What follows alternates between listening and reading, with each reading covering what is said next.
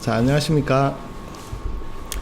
이 인터뷰는 사회적 경제 기업 및 청년 기업가, 지역 작가 등을 온라인으로 알려드리기 위한 주식회사 오렌지 디자인의 사회공헌 프로젝트로 진행됩니다. 처음이라서 그러니까 뭐 많이 좀 양해 좀 해주시고요. 너무 많이 떨리네요. 이게 생각보다 카메라 울렁증이 있습니다. 네. 오늘은 그 청년기업가 첫 번째 인터뷰입니다. 첫 번째 인터뷰인데 청년기업가 성규현 더숨 대표님을 모시고 오늘 인터뷰를 진행해 보도록 하겠습니다. 반갑습니다. 더숨의 대표 성규현입니다. 네. 그 지금 어떤 서비스를 운영하고 계신지 말씀해 주십시오. 네, 저는 지역 기반의 생활 밀착형 기업 복지 서비스를 제공하고 있습니다. 다소 좀 생소하실 수 있는데요. 저는 일상 생활에서 밀접하게 연관되어 있는 다양한 근린 생활 시설들과 제휴를 맺어서 저희 고객 기업들의 임직원분들이 좀 저렴하거나 아니면 다른 서비스 혜택을 통해서 그런 혜택들을 이용하실 수 있도록, 누리실 수 있도록 중개해드리는 서비스라고 보시면 될 것 같습니다. 많이 어렵나요? 네, 서비스가.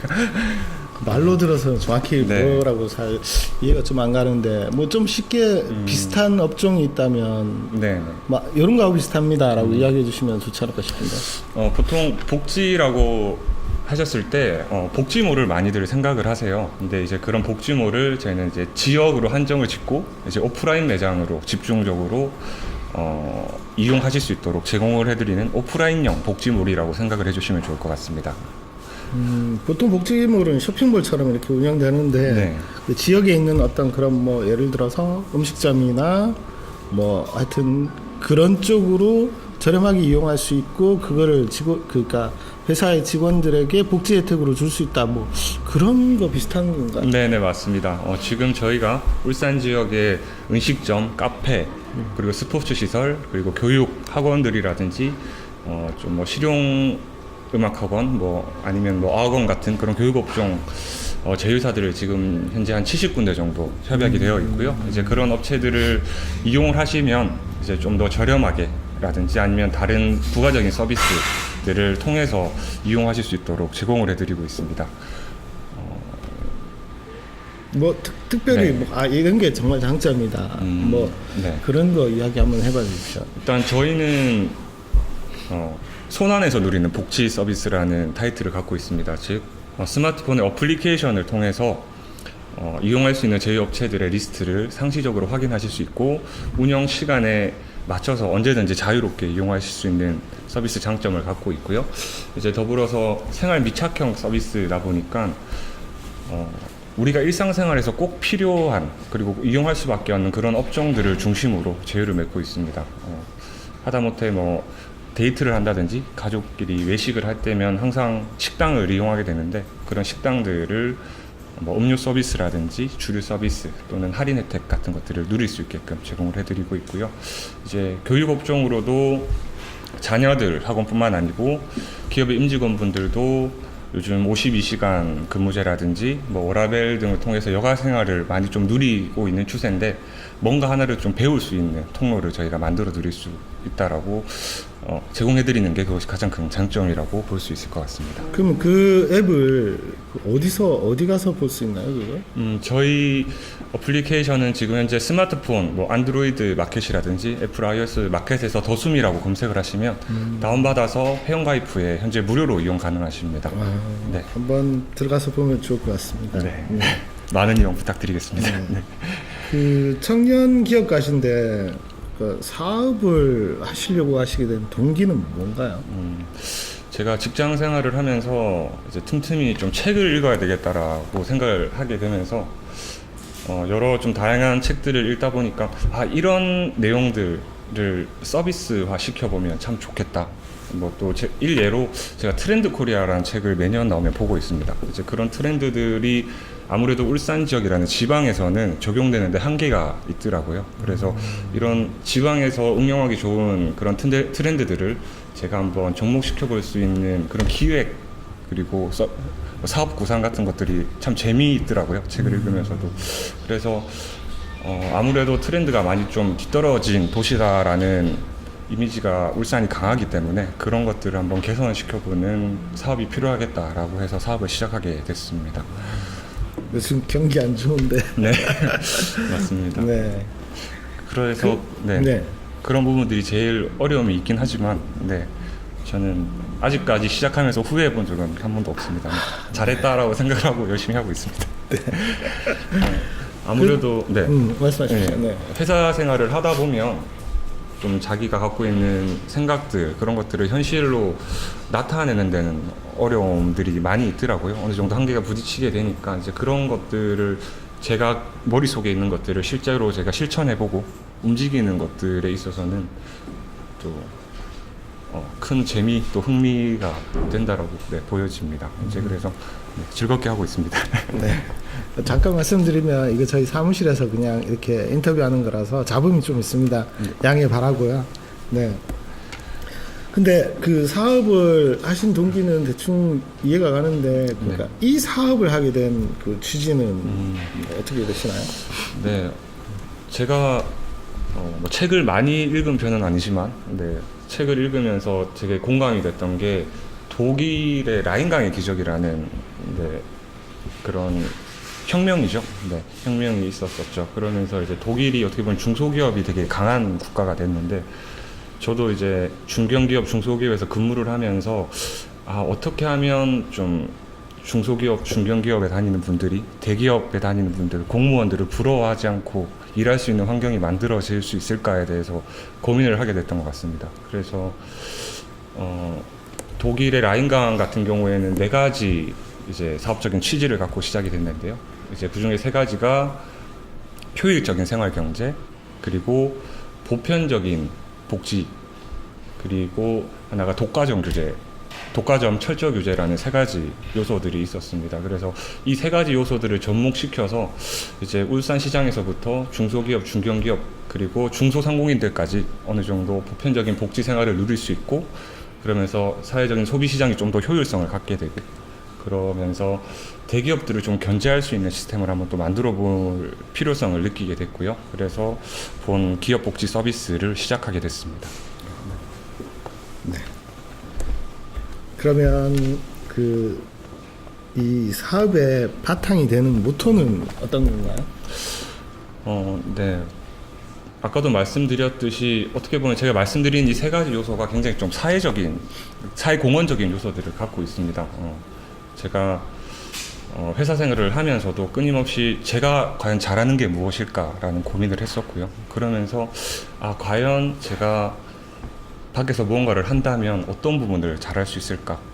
그리고 사회에 어떤 필요한 부분을 제가 담당할 수 있을까에 대한 고민을 많이 했던 것 같아요. 그래서 그런 것들 중에 하나로서 저는 이제 제가 사회적인 책임을 다할 수 있는 루트를 만들어야 되겠다고 생각을 했었고요. 그래서 단순히 이익을 쫓기보다는 물론 이제 제 명성이라든지 이런 권력 욕심을 갖고 있는 게 아니고 좀 더 사회적으로 도움이 될 수 있는 사업을 해야 되겠다.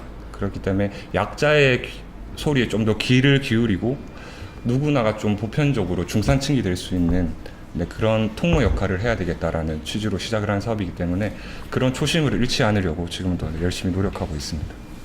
네. 너무 좀 진지하게 가는데 너무 진지해서 철학적인데 네, 좀 그런 느낌이 좀 드네요. 네. 네. 어찌됐든 그 다음으로 넘어가면 이게 저도 사업을 하고 있지만 솔직히 되게 힘들어요. 네. 사업은 진짜 힘든데 지금 사업을 하시면서 가장 어려운 점이 있다면 어떤 점이 있을까요? 이제 저는 이제 30대 초반이고 어떻게 보면 청년 사업가로 이제 시작을 했는데요. 일단 가장 큰 문제는 경기가 울산시장 경기가 많이 어렵기 때문에 어떤 새로운 아이템에 대해서 굉장히 다들 좀 소극적이신 것 같아요. 그래서 이런 부분들이 분명히 사업에 비즈니스 쪽으로 도움이 될 수 있는 요소들이 있지만 그런 부분에 있어서 일단은 마음의 문을 그리고 또 귀를 열어주시지 않는 부분이 가장 좀 어려운 부분이 있는 것 같고요. 그리고 특히나 이제 울산 지역 같은 경우에서는 시장이 좁다 보니까 학연이라든지 지연을 무시할 수가 없는 것 같은데 아직 제가 갖고 있는 청년 사업가가 갖기에는 인프라가 많이 좀 좁은 게 현실인 것 같습니다. 그런 부분이 많이 어렵지만은 다행히도 저 같은 경우에는 지금 하면서 제 사업도 제 서비스를 공감해 주시는 분들이 많이 계셔서 도움을 많이 받고 있는 편이고요. 혹시 지금 이 영상을 보시는 분 중에 창업을 그리고 이런 울산 지역에서 창업을 준비하시는 분들이 있다면 울산경제진흥원에서 진행하는 뭐 청년 CEO 육성 사업이라든지 이런 정부 프로그램들을 다양하게 좀 활용을 하셔서 인프라도 넓히고 또 다른 부가적인 도움도 받는 게 좋지 않을까라는 생각이 듭니다. 네.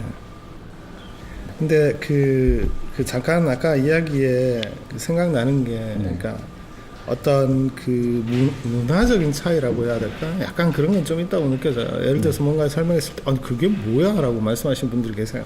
좀 안타깝고 울산이 부산과 가까운데 부산보다 좀 떨어져 있다 하는 느낌이 좀 들기도 합니다. 네, 맞습니다. 근데 이런 곳에서 이런 울산에서의 창업은 뭐 울산에서의 창업이라고 하는 그 단어에 대해서 뭐 한마디 하실 말씀이 있다면.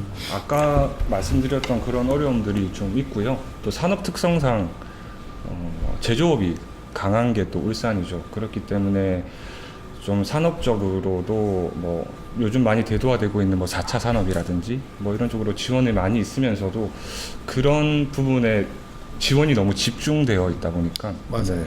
막상 실제로 어떤 기술을 갖고 사업을 시작하시는 분들 같은 경우에는 지방에 많이 안 계시는 분들이 많더라고요. 제조업이 강한 울산 같은 경우에도 그런 어느 정도 현실이 맞아요. 한계에 부딪히는 부분들이 있는 것 같습니다. 그래서 꼭 울산이라고 해서 산업과 연관된 그리고 울산시에서 중점적으로 지원을 하고 있는 사업뿐만 아니고 좀 다른 문화라든지 뭐 관광이라든지 뭐 아니면 좀 소비 서비스업이라든지 좀 다양한 부분에 있어서의 창업적인 지원이 이루어지면 좋겠다라는 생각을 많이 했었습니다. 근데 하지만 또 그런 울산이 갖고 있는 산업적 특성을 또 잘 활용한다면 이런 좀 척박한 환경에서도 뭔가를 이뤄냈다라는 또 더 큰 자부심이 되지 않을까라는 생각도 들게 됩니다. 네. 대표님 굉장히 긍정적이신데. 네, 맞습니다. 좀 그런 점이 저도 좀 많이 아쉽다라는 생각이 들어요. 그러니까 너무 지금 그쪽으로만 지원을 좀 많이 집중시키고 있는 게 아닌가라는 생각이 좀 들기도 합니다. 네, 물론 뭐 다른 지원이 없다라는 건 절대 아니고요. 네, 그렇습니다. 그리고 어찌됐든 창업을 하셨고 이제 이 사업을 하시고 계신데 이 사업을 통해서 뭐 이루고 싶은 바는 뭐 어떤 게 있나요? 네, 이제 서두에 말씀드렸던 그런 제가 사업을 시작하게 된 취지와도 이제 결부가 되는 내용들인데요. 이제 저는 좀 이런 보편적인 기업 문화들이 전국적으로 확산이 됐으면 하는 바람이 있고요. 그리고 뭐 실제 해외에서도 요즘 뭐 베트남 같은 경우만 해서도 뭐 스타트업 하기 좋은 나라라든지 뭐 창업 같은 것들이 많이 이루어지고 있는 상황인데 그런 조금 피라미드 계층 구조로 봤을 때 좀 하위층에 속해 있는 분들이 중산층으로 많이 좀 이동이 되는 그런 임팩트 비즈니스라는 것들을 좀 만들고 싶습니다. 그래서 좀 다양한 분들 뭐 단순히 대기업에 다니고 공무원인 분들만 어떤 복지 혜택을 갖고 가는 게 아니라 누구나가 행복하고 누릴 수 있는 삶을 보장받는 그런 서비스의 일환이 됐으면 좋겠다라는 바람을 갖고 있습니다. 네. 또 진지해졌네요, 다시. 청년 창업가가 좀 많이 나와야 되겠다라는 생각이 듭니다. 네. 저도 뭐 애는 쓰고 있지만 이렇게까지 생각은 안 하고 있는데 생각을 좀 넓혀야 되나 이런 생각이 들기도 합니다. 어떻게 보면 저도 초창기이기 때문에 아직까지 이런 마인드를 갖고 가고 있는데 또 하다 보면 많이 무너지지 않을까. 그럴 때마다 제가 이 영상을 보면서 다시 마음을 다잡도록 하겠습니다. 치이다 보면 지쳐서. 맞습니다. 네. 알겠습니다. 그럴 일이 좀 없었으면 좋겠습니다. 창업을 하면서 느낀 점 그리고 가장 중요하게 여기는 것이 있다면. 네. 제가 대표님이 하시는 마케팅 강의를 들으면서 크게 공감했던 부분 중에 하나인데요. 사람이 재산이다라는. 저도 참 이렇게 사업을 해보면서 사람의 중요성에 대해서 굉장히 많이 느꼈습니다. 이게 단순히 뭐 지연이라든지 뭐 어떤 인적 네트워크를 많이 갖고 있다기보다는 어떤 사람이 어떤 아이템을 어떤 마음으로 하느냐도 굉장히 중요하다고 생각이 들더라고요. 그래서 저 같은 서비스도 꼭 제가 아니더라도 다른 누군가가 할 수는 있는 거지만 이 서비스를 누가 하느냐에 따라서 승패가 갈린다고 생각이 들고요. 그래서 저도 이제 이 서비스를 성공시킬 수 있는 사람이 되게끔 굉장히 많이 노력을 하고 있습니다. 더불어서 앞서 말씀드렸던 인적 네트워크도 물론 중요하다고 생각이 듭니다. 공감해 주시는 분들이 있고 또 함께 무언가를 만들어 갈 때 더 큰 결과물 또 기대 이상의 뭐 100배, 200배의 결과물이 나올 수 있다고 생각을 합니다. 저희 서비스 같은 경우도 결국에는 어떤 파트너사와 고객사가 만나서 이루어지는 것들이고요. 모든 사업이 그렇다고 봅니다. 어떤 단순히 혼자서 뭔가를 이루어가기는 어렵고 함께 상생하고 함께 공유하면서 더 큰 그림을 그려나가는 게 비즈니스적인 마인드고 또 굉장히 이상적인 그림이 아닐까라는 생각을 해봤습니다. 네, 오늘 아주 이상적인 네, 청년기업가 성기현 더숨 대표님을 모시고 이야기를 하고 있습니다. 네, 거의 이제 막바지인데 따로 또 특별히 하시고 싶으신 말씀 있으시면 네. 네. 뭐랄까요. 이게 제가 이제 사업을 본격적으로 시작한 지는 이제 한 8개월 정도 접어들었습니다. 물론 이제 준비 과정까지 따지면 한 2년 정도 됐는데요. 근데 그동안 고민하고 좀 이렇게 생각했던 것들이 현실과는 많이 달랐던 그런 괴리감을 느낄 때가 많이 있었습니다. 근데 중요한 거는 말씀드렸던 초심을 놓치지 않고 뭔가 자기가 이 서비스를 유지하기 위한 돌파구를 계속 만들어가는 노력이 중요하다고 생각이 들어요. 그래서 이 영상을 보시는 많은 창업가 대표님들도 본인이 뜻한 바를 이루시기 위해서 끊임없이 고군분투하면서 함께 살기 좋은 사회, 또 꿈과 희망이 있는 사회를 만들어갔으면 좋겠다라는 생각이 듭니다. 네. 너무 좀 상투적인 말씀을 한 것 같은데 이런 단어밖에 지금 생각이 안 되네요. 네, 아무튼 모두 다 화이팅 하시기 바라겠습니다. 네. 네. 감사합니다. 이거 첫 인터뷰고 첫 촬영이라서 물론 뭐 개인적으로 촬영은 좀 저도 해봤지만 이렇게 대본 만들어 놓고 이렇게 막 그거 읽으면서 이렇게 하거든요. 근데 이제 대본 없이 그냥 이제 진행을 했는데 잘 지켜졌는지는 궁금하고요. 뭐 좀 공영방송 프로그램 진행할 것 같아요. 네, 다큐 프로그램 같은 그런 약간 약간 다큐 같은 뭐 준비된 말만 계속하는 그런 식으로 좀 촬영이 된 것 같습니다. 어찌됐든 이 기회로 이제 저희 인터뷰가 시작이 계속 될 거고요. 사회적 기업가, 알기업가, 뭐 협동조합 대표님들, 종사자들, 그리고 청년 기업가, 그리고 그 울산 지역의 작가분들, 기타 등등 많이 모시고 인터뷰를 해보려고 합니다. 그리고 그분들이 뭘 하는지 알려드리고자 하는 바이고요. 그리고 좀 더 이 동영상을 통해서 이제 하시는 일들을 많이 확산할 수 있는 그런 자리가 됐으면 하고 생각합니다. 이거 생각보다 정말 힘들어요. 자, 그럼 오늘 여기까지 인터뷰하는 걸로 하고요. 오늘 청년기업가 성기현 더숨 대표님 모시고 인터뷰를 진행했습니다. 감사합니다. 감사합니다.